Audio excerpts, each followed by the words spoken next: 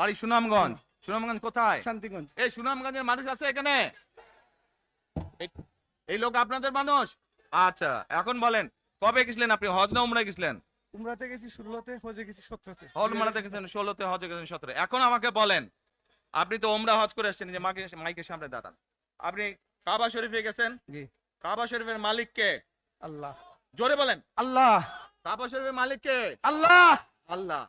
আমরা মুসলমান সবাই এই দিন দুনিয়ার, আমরা যে এই পৃথিবী দেখি, এই পৃথিবীর মালিক কে? আল্লাহ। এই সূর্য নক্ষত্র যা দেখি তার মালিক কে? আল্লাহ। বেহেশতের মালিক কে? আল্লাহ। দোজখের মালিক কে? আল্লাহ। আচ্ছা দাঁড়ান, এবার আপনি বসেন এখানে।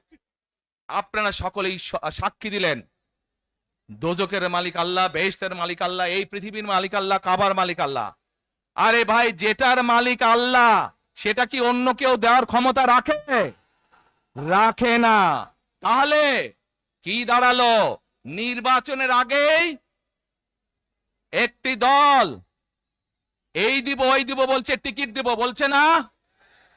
যেটার মালিক মানুষ না, সেইটার কথা যদি সে বলে, এক সেরে কি করা হচ্ছে? হচ্ছে না?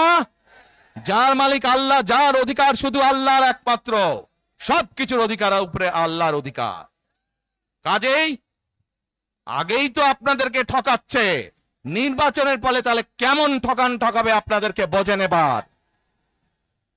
শুধু ঠকাচ্ছেই না মানুষকে, যারা মুসলমান তাদেরকে শিরকি করাচ্ছে তারা। নাউজুবিল্লাহ।